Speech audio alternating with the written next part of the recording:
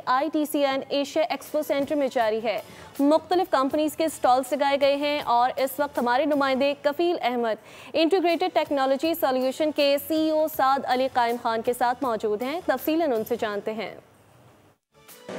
जी 26वें ITCN Asia नुमाइश जो है इस वक्त एक्सपो सेंटर में जारी की जो 3 रोज़ा नुमाइश है और मुल्क भर की जो IT कंपनीज़ हैं वो इसमें शामिल हैं और SIFC के तहत जो इस वक्त काम किया जा रहा है उसको पजीराई जो है वो दुनिया भर में मिल रही है। मैं इस वक्त मौजूद हूँ स्टॉल पर और यहाँ जो IT सोल्यूशंस जो तमाम वर्किंग है वो कि यार साद अली कायम खानी मेरे साथ मौजूद हैं। साहब क्या वर्किंग है आप लोगों की और ये जो ITCN हो रही है ओवरऑल क्या कहना चाहेंगे?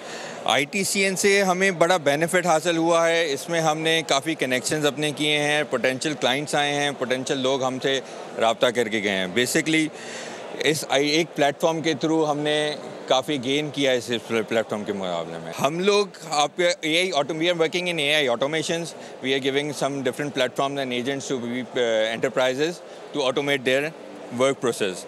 SIFC is doing a very great job and it's promoting Pakistan tech industry all over the world globally, जिसकी वजह से हमारा IT एक्सपोर्ट काफ़ी बढ़ रहा है।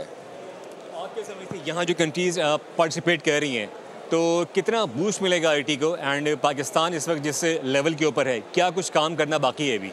राइट नाउ पाकिस्तान ग्लोबली काफ़ी इनरिच है और नॉरिश कर रहा है because of our field marshal and our government of Pakistan. और SIFC का जो रोल है इस वक्त बहुत ज़्यादा इंपॉर्टेंस है उसकी और मुल्क भर में जो इस वक्त डिफरेंट शोबाजात हों वो एनर्जी के हों या पावर सेक्टर के हों या उसके अलावा अगर हम बात करें IT सेक्टर के तो इसमें बहुत ज़्यादा जो है वो उससे बूस्ट मिल रहा है। जी सब्सक्राइब करें और बेल दबाएं ताकि कोई खबर रह न जाए।